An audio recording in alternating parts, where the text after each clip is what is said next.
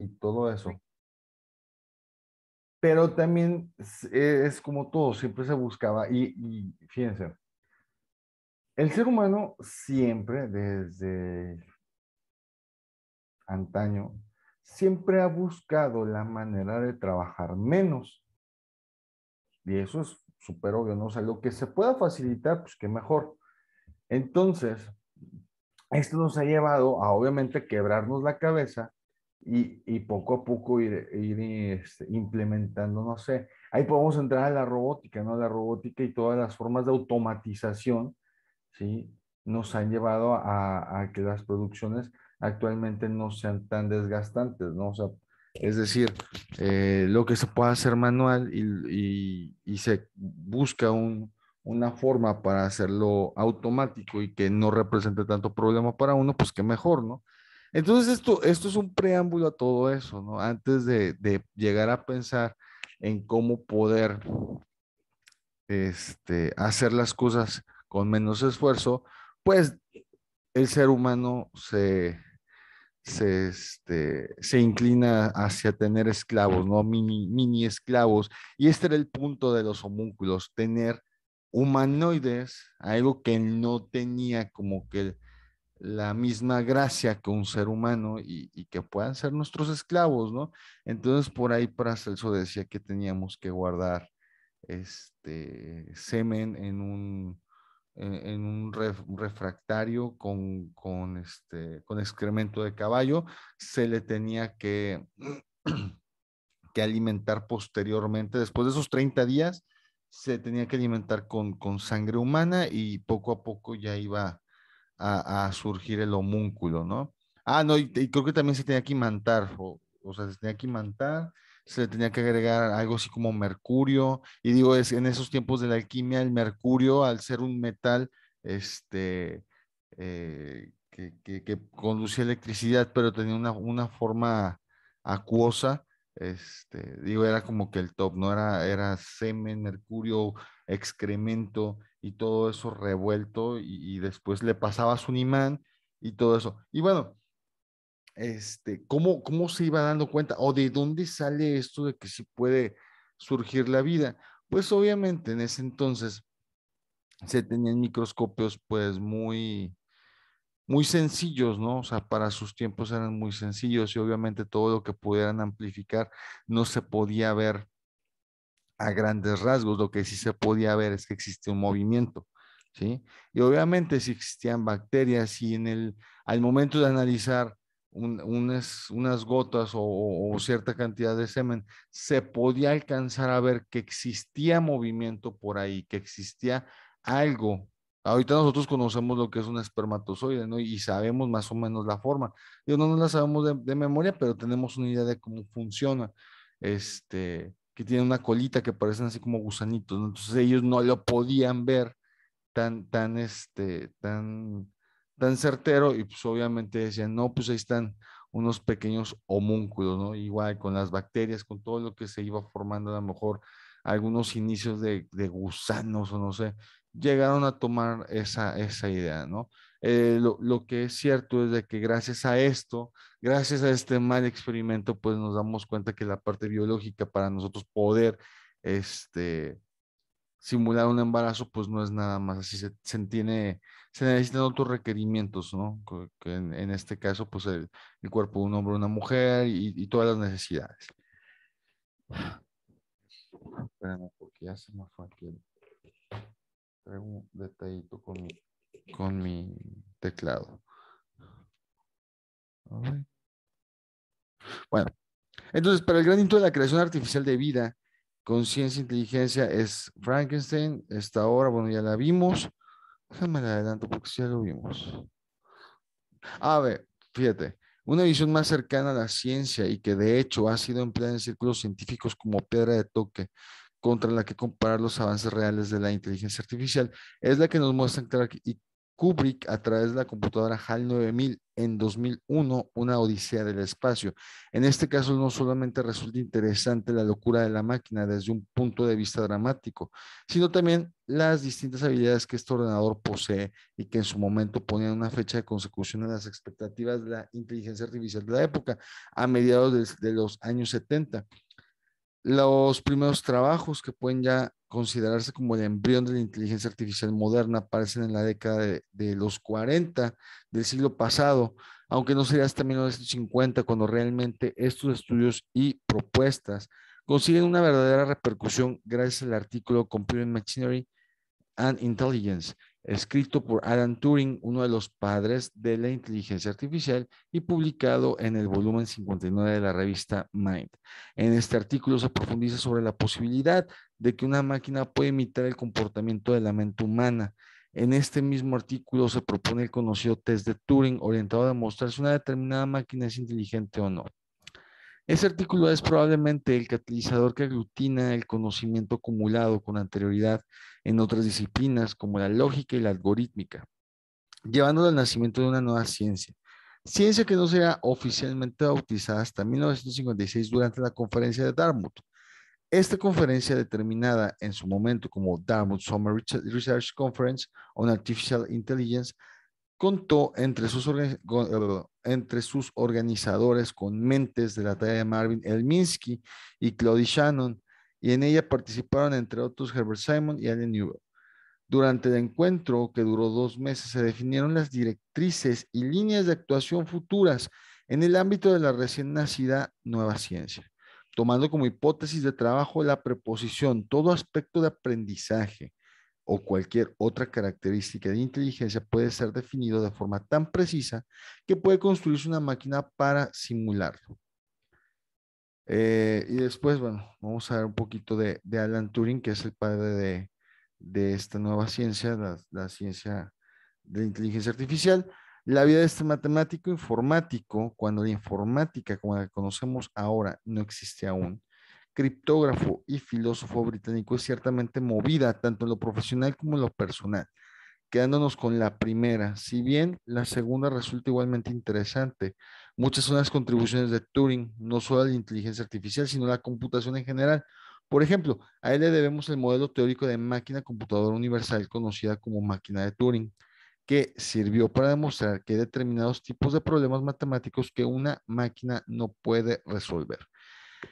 En sus trabajos se basó también el diseño de uno de los primeros computadoras digitales, el Colossus. Estas computadoras fueron empleadas por los británicos para descifrar las comunicaciones alemanas durante la Segunda Guerra Mundial. El mismo Turing trabajó durante la contienda en Bletchley Park, centro de la inteligencia británica, como una de las más mentes brillantes de matemáticos encargados de descifrar los herméticos sistemas criptográficos alemanes, en especial la famosa máquina Enigma, uno de los hitos más importantes de la historia de la criptografía. Turing diseñó entonces, por ejemplo, las bombas, máquinas electromecánicas pensadas para descartar claves. Sus meritorios trabajos en la lucha contra Enigma le llevaron a ser director de la sección naval Enigma de Bletchley Park. Lo de naval tiene todo el sentido del mundo. Las comunicaciones que los aliados necesitaban descifrar eran las relacionadas con las posiciones y rutas de los submarinos alemanes, a fin de evitar su encuentro con los convoyes de abastecimientos que cruzaban el Atlántico desde Estados Unidos y Canadá. Entonces, esto es lo que hacía Alan Turing, ¿no? Empezar a descifrar y empezar a encontrar todo este tema y orientarlo hacia la posible inteligencia artificial y todo lo que se pudiera descartar de ahí. Pero bueno, volvemos a la pregunta inicial. ¿Puede pensar una máquina?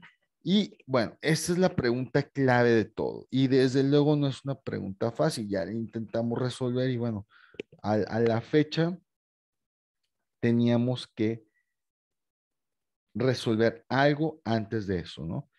Y era definir lo que es pensar, como lo dijo hace rato un compañero, ¿qué significa pensar? Y en sí, disculpen, en sí no hay una definición única de inteligencia, sino una suerte de aproximaciones que todo lo más cerca que llegan es capturar aspectos concretos de esa realidad que hasta la fecha es inaprensible. En ocasiones se acusa a esas aproximaciones de adaptarse al estado del arte de la inteligencia artificial en cada momento, de forma que, por resumir, inteligencia sería aquello que ahora somos capaces de simular con una máquina. Y por lo tanto, las máquinas del momento, bajo esa definición, son inteligentes, mas no pensantes. Y eso, digo, lo podemos observar en cómo nosotros tenemos teléfonos inteligentes, asistentes inteligentes, mas no tenemos aún algún asistente eh, con inteligencia artificial. Al menos nosotros aún no lo tenemos. Que se esté trabajando, yo creo que sí. Y bueno, para Turing la cuestión solo puede resolverse en la práctica sin pasar por discutibles definiciones teóricas. No hay que preguntarse si las máquinas pueden pensar, sino si esta determinada máquina puede hacerlo. Para llegar a cabo a tal prueba sobre máquinas reales, propuso Turing su famoso test, al que muchos critican porque no tiene en cuenta la comprensión, sino tan solo el intercambio coherente de conjuntos de símbolos. O sea, volvemos a lo mismo. Le podemos marcar a un aparato, a una máquina, le podemos plantear los límites. No se le podemos plantear los límites de la A a la Z. Y todo lo que hay entre esos dos lo va a entender. Sin embargo, si le ponemos algún carácter diferente, pues pudiera que simplemente no lo reconozca y no reconozca que realmente no tiene nada que ver. No sé, le podemos hacer un garabato y una de dos, o no lo reconoce o lo puede malinterpretar. Entonces, la inteligencia artificial moderna ha encontrado un camino por el que caminar sin tener que preocuparse por ese tipo de cuestiones, lo que le permite avanzar por un terreno más práctico. ¿Sí? No interesa tanto la imitación de la inteligencia en su totalidad, sino aquellos aspectos de la misma que se refieren a los procesos de razonamiento, que son por otra parte los más sencillos de imitar en una máquina, porque volvemos a lo mismo, le podemos plantear una situación y podemos ponerle parámetros, si lo podemos programar para esto sí, esto no. Y el razonamiento solamente se va a basar en lo que se acerque más al sí o lo que se acerque más al no.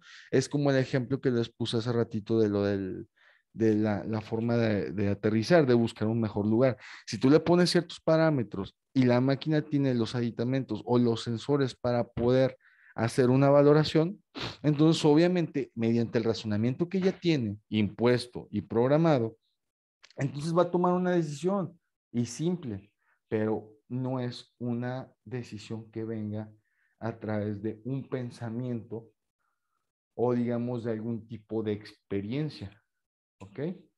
Como nosotros no sé, eh, nosotros como seres humanos vamos desde nuestros primeros años conscientes, ¿sí? Vamos identificando que sí, que no, sin muchas veces la necesidad de que una persona adulta nos diga. Por decir, hay muchas veces que se nos puede desarrollarnos algún tipo de fobia o algo en relación a a nuestra percepción de las cosas. Imaginémonos a no sé, a un bebé de un año, va caminando y de repente se topa con un perro y el perro en muy buena onda, o sea, sin que hablemos de un perro agresivo, se le monta, lo tumba y eso le causa un dolor al niño, ¿no? Eso se crea como una experiencia. Entonces, al niño no le tiene que decir su papá, ni su mamá, ni nadie que un perro es para que te den miedo. Sin embargo, en base a esa experiencia, en esa mala experiencia que tuvo, pues a lo mejor este niño va a crecer con un alejamiento hacia esos animales, no va a decir, no, yo tengo una mala experiencia.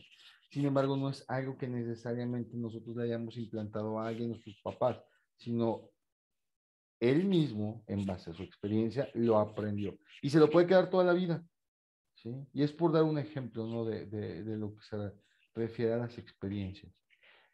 Ahora, dice, nos plantea otro tema. Supongamos una habitación en la que una persona ahí introducida dispone de varios conjuntos de símbolos perfectamente clasificados, de los cuales no conoce el significado, y de un libro en el que se explica cómo combinar los símbolos. Supongamos también que esos símbolos pertenecen al alfabeto chino.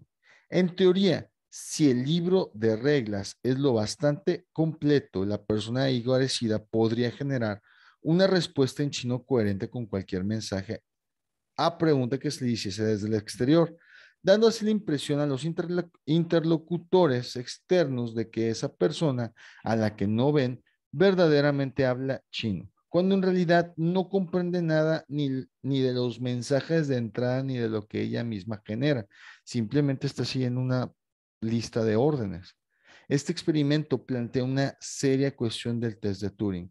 El intercambio de construcciones coherentes de símbolos es suficiente como para hablar de inteligencia. Es por decir, alguien tiene de estos, ¿cómo se llama? De estos asistentes virtuales en su casa, el Alexa o el Google Home. ¿Alguien lo tiene? Yo sí tengo uno, tengo el Alexa. El Alexa, y es buenísimo.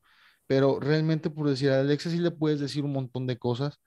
De hecho, no sé si has jugado ahí un jueguito de adivinar a la persona. Akinator, ¿Cómo? el Akinator o el Akinator. Ándale, el Akinator, que te va diciendo y tú puedes escoger un personaje en tu mente y te va haciendo una serie de preguntas al punto de que te identifica el personaje. Pero volvemos a lo mismo, va replanteándose o va tomando ciertas instrucciones, más la Alexa no puede determinar una comprensión como tal a lo que nosotros le podemos decir. Vaya, tiene respuestas ya preprogramadas, ¿sí? Ya las tiene listas. Tú le puedes decir a Alexa, te quiero mucho y te va a contestar alguna graciosada, ¿no? Incluso le puedes preguntar de un chiste y te va a contar un chiste, pero vaya, no va a comprender en sí lo que está diciendo. No le puedo, o sea, no es como que este aparato pueda tomar vida y pueda salir a la calle a tomar decisiones. Aún no, ese tipo de inteligencias pues todavía no. Volvemos a lo mismo, son inteligencias o son aparatos inteligentes, más no manejan una inteligencia o un pensamiento propio, ¿sí? Entonces, aquí realmente necesita la comprensión de los mensajes que podemos intercambiar. Igual, a Alexa le podemos cambiar el idioma y va a ser exactamente igual. No es como que, bueno, piensa mejor en español o piensa mejor en inglés. Es simplemente, pues, está siguiendo una sarta de instrucciones, ¿no? Ahora, como se mencionó al principio del tema, la inteligencia artificial no ha nacido de la nada, sino que como disciplina es el resultado de muchos hilos de perfeccionamiento de ciertas áreas del saber. Entre ellas cabe destacar la filosofía, en su constante lucha por entender qué es el hombre, cómo conoce y cómo piensa. La neurociencia, que nos muestra cada vez con mayor detalle el funcionamiento a bajo nivel del cerebro, y la lingüística, puesto que el lenguaje está considerado como uno de los productos más característicos de la inteligencia. Y aquí nos centraremos en dos áreas del conocimiento más afines a la tecnología, el razonamiento formal y las ciencias de la comunicación. Nosotros que podamos conseguir mecanizar de alguna manera los procesos por los cuales la mente humana llega a obtener conclusiones a partir de las condiciones iniciales de un problema planteado en un contexto específico, es otro de los anhelos más antiguos de los hombres. Las grandes civilizaciones de la antigüedad ya desarrollaron métodos deductivos más o menos automatizados que tuvieron su ejemplo más trascendente en los silogismos de Aristóteles. Esa tradición que continúa a lo largo de toda la Edad Media, destacando, por ejemplo, las máquinas lógicas de Ramón Lull, engendros mecánicos orientados a la combinación de ideas para generar otras nuevas. Después de esto, hay dos momentos en el tiempo en los que se da un salto cualitativo en la evolución de esta área del conocimiento. El primero en el siglo XVII, con los trabajos teóricos de los grandes matemáticos y filósofos de la época que empiezan a concebir los procesos de razonamiento como procesos de naturaleza netamente matemática y que por lo tanto han de poder expresarse matemáticamente. El segundo, importantísimo, dado su influencia en el desarrollo de la moderna computación, es la enunciación de las álgebras de Boole y de Frege en el siglo XIX, que proporciona una herramienta definitiva para la formalización automática de los procesos de razonamiento. Las ciencias de la computación que nos han llevado hasta los modernos ordenadores y demás máquinas digitales en general tienen ya una historia de un par de siglos. Eso si apuntamos solamente a los inventos y desarrollos más directamente relacionados con esta disciplina. Y ya para el siglo XIX, Charles Babbage diseña máquinas programables. Esto es cuyo comportamiento y funciones pueden más o menos determinarse introduciendo modificaciones en el programa que los gobierna. Aquí está utilizando, y no fue plenamente de Charles Babbage solamente como que le metió más ganas, porque él tenía una máquina analítica de tablas, no, era una máquina analítica de tablas matemáticas. Y había otro sujeto que no me acuerdo ahorita cómo se llama, pero tenía unas máquinas de telares. Entonces estas máquinas de telares funcionaban en base a unas tabletas perforadas que tú, dependiendo de la tableta perforada que tú metieras, te iba dando un diferente diseño. Entonces a Charles Babbage le interesa mucho eso porque está justamente trabajando en lo que es una computadora. Y entonces determina que dependiendo lo que tú vayas a ingresar como tipo una orden, pues te va a dar un resultado, ¿no? Y entonces empieza a trabajar con esta máquina programable hasta que al punto de que ahorita tenemos máquinas programadas para contestarnos en nuestro idioma y con nuestro, no sé, con nuestros coloquialismos. Y bueno, aunque hizo varios intentos por llegar a construirlas, realmente no pudo, él no pudo, ya terminó siendo otro sujeto el que implementó esto. Y tampoco me acuerdo cómo se llama ahorita, es que son otros temas y de repente se me va. Y bueno, aún habiéndose quedado en el papel, la propia Ada de Lovelace, considerada por muchos como el primer programador de la historia, sintió gran fascinación por ellas, llegando a desarrollar programas para las mismas. Ada Lovelace. Ya en el siglo XX, la evolución de estas ciencias ha sido tan vertiginosa que se hace difícil resaltar unos acontecimientos sobre otros. Quizá uno de los grandes hitos para la computación moderna era von Neumann. Von Neumann hizo el primer modelo de programa almacenado. Según este modelo, cómputo y programa se sitúan en zonas físicas diferentes de la máquina, de manera que el dispositivo encargado de realizar los cálculos va leyendo ordenada y sistemáticamente el programa, poniendo en ejecución cada línea leída. Si se modifica el programa que está almacenado, se modifica el comportamiento de la máquina. O sea, si tú cambias de instrucción o si tú cambias el programa, pues entonces la máquina te va a dar un resultado diferente. Aquí es parte muy concreta de lo que es la computación, donde dependiendo de las entradas que tengas, pues vas a tener las salidas, ¿no? Pero no nos vamos a meter tanto en tecnicismos. Eh, Fíjense, la primera generación de inteligencia artificial fue por ahí de la década de los 40 y la primera mitad de los 50. Eh, se, Se desarrolla la espiral de aportaciones que acabarían desembocando en 1956 en el nacimiento oficial de la inteligencia artificial. Esos trabajos son de naturaleza matemática, muy entroncados con la cibernética, la teoría de la información, las ciencias de la comunicación y el razonamiento formal. Pero incluso aquí, más allá de todo lo que podamos implementar de inteligencia artificial, la verdad es de que la tecnología no nos permitía, o sea, no había mucho avance debido a que todavía las computadoras y todo eso está en un proceso de mejora. Por aquí no hay nada concreto, más o menos hasta 1980. Los primeros años de la inteligencia artificial son tan excitantes como a la postre decepcionantes. Tras el establecimiento de los primeros principios fundamentales que enuncian la posibilidad de reducir las distintas facetas de la inteligencia, o al menos de imitarlas, a los mecanismos propios de las máquinas computadoras, las expectativas se disparan. Todo parece posible y fácil. El campo parece ciertamente prometedor y eso atrae además a los inversores. Empieza a haber lana. Todo es muy nuevo y los avances son avances muy básicos contemplados en perspectiva, pero fundamentales y van sucediendo con rapidez. La resolución de problemas mediante algoritmos de búsqueda en espacios de estados, los primeros robots de charla, entre los que destaca ELIZA, el desarrollo de micromundos. Se tiene la sensación de que queda mucho por hacer, pero se está avanzando rápidamente. Y ahora, el primer invierno, o sea, las primeras regazones. Aquí no se cumplen las expectativas y por tanto la financiación desaparece. Se tienen problemas con las capacidades limitadas de las computadoras. La misma tecnología no da para más. Muchos problemas solo pueden resolver en tiempo exponencial la necesidad de grandes bases de conocimiento y similares. También no hay suficiente tecnología para almacenar ciertas necesidades de espacio con respecto a almacenamiento.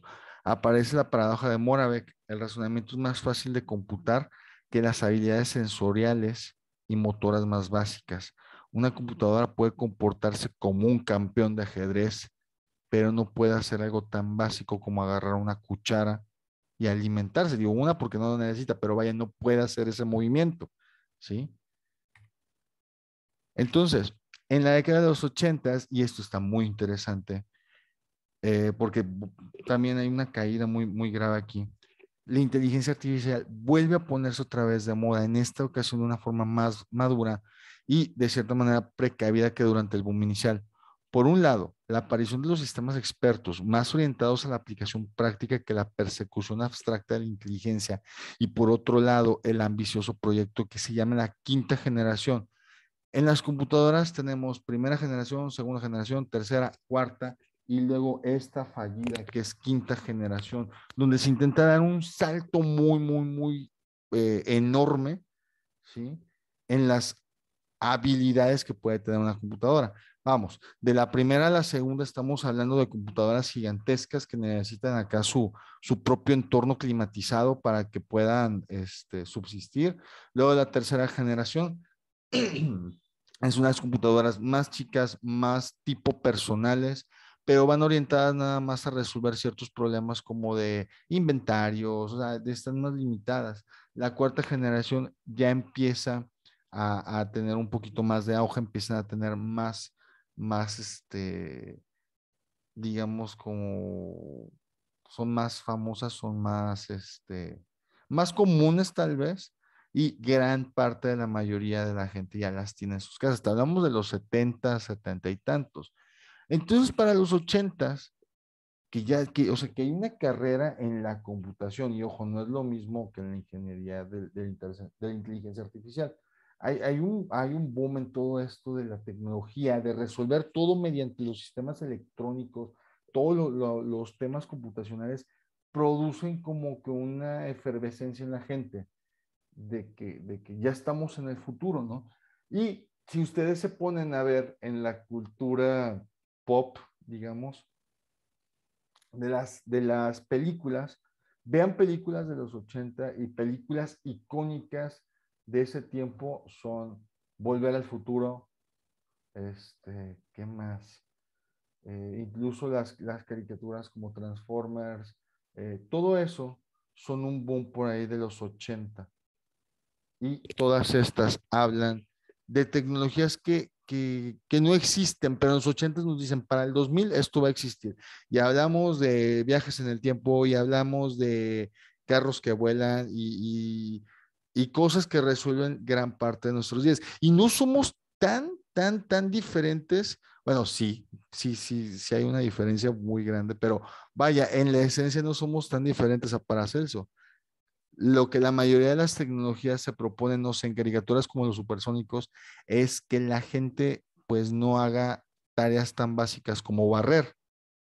Y como ejemplo tenemos ya la robotina, ¿no? Que de repente se rompe algo, se cae un jugo o algo, y de sabrá dónde le sale un brazo y con un plumero.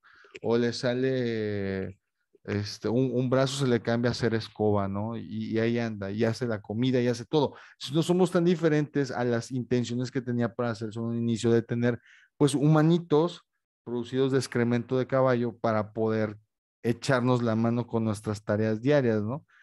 Entonces, aquí pasa algo en esta quinta generación. Todo va orientado a muy similar lo que es los supersónicos. Si alguien ha visto esa caricatura, se dará cuenta de que hay muchas como mejoras o muchas cosas que quitan el quehacer del diario, pero pues tienen una forma no tan funcional, ¿no? Entonces, esta quinta generación trae esa idea, ¿no? Hacer como que carros que se manejan solos, robots articulados, o sea, crean un robot con las mismas partes que un ser humano, que incluso los sensores de movimiento están en los ojos, o sea, y le dan esa forma, ¿no? Entonces, esto lo promueve el gobierno japonés y planteaba nuevos objetivos que a la postre resultaron inalcanzables, ¿sí? Proponiendo para ello un cambio casi total en el paradigma de la computación y volvieron de nuevo las miradas hacia la inteligencia artificial, tanto las miradas como la lana. El planteamiento de máquinas que conversasen, tradujesen, interpretasen imágenes, razonasen como seres humanos. Después tenemos el segundo invierno, una nueva caída en la financiación. Los sistemas expertos resultaron caros de mantener, incapaces de aprender y podrían cometer grandes errores. Según algunos gobiernos, la inteligencia artificial no era el camino a seguir. Y bueno, una nueva aproximación basada en la robótica. Una máquina inteligente necesita tener un cuerpo.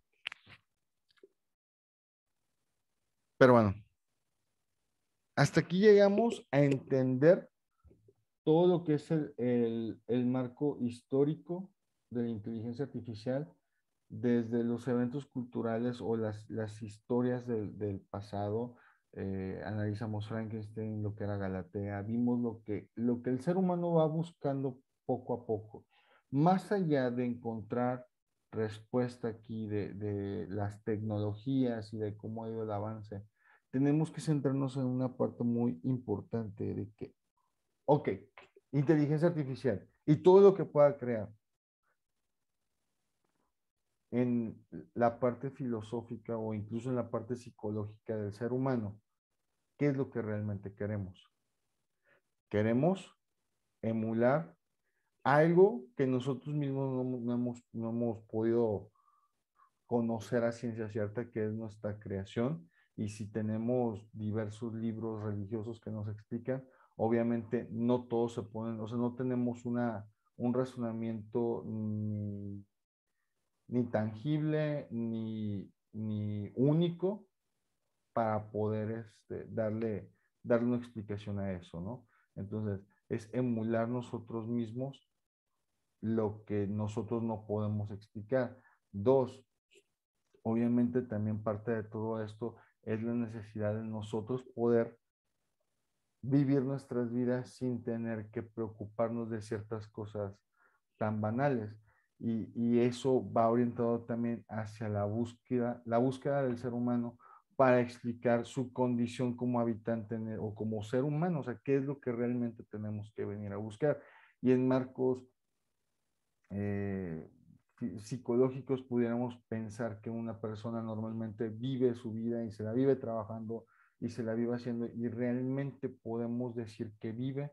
Entonces, parte de eso y de todas esas preguntas universales que podemos tener es lo que va orientándose en esta búsqueda de la inteligencia artificial, ¿sí? Más allá de todo lo que pudiéramos crear de tecnología, o de lo que pudiéramos utilizar de tecnología, siempre tiene una función más interna, ¿no? Buscar lo que es el aprendizaje, nosotros mismos poder comprender las formas de aprendizaje para incluso poder resolver nuestra dificultad, que qué mejor sería, no sé, tener una entrada y en lugar de estar aquí sentados 2 horas, poder comprender este tema en 5 segundos, como lo que pasa en una computadora, ¿no? Una computadora puede tener ausencia no sé, de algún archivo, pero solamente lo ingresamos mediante una memoria o lo transferimos a la computadora y bueno, ya lo tiene. De no tenerlo a tenerlo, pasó un segundo y ya lo tiene. Qué mejor que nosotros pudiéramos tener esa clase de aceptación de información. Entonces, fíjense, de estas diapositivas todavía queda bastante. Nos vamos a quedar hasta el segundo invierno. Su primer resumen va a quedar hasta aquí, hasta el segundo invierno. Aquí van a poder ver que ya vamos a hablar la siguiente clase de habilidades cognitivas, de varios tipos de habilidades que vamos a estar analizando, correspondiente a todo lo que sería la inteligencia y el pensamiento. Entonces, por favor, su resumen va a llegar hasta aquí, hasta el segundo invierno. ¿Entendido? ¿Para cuándo? Para el próximo lunes también. ¿Alguna duda antes de irnos? Chicos, ¿alguna duda? Profesor, ¿va a publicar las diapositivas? Sí, las voy a publicar.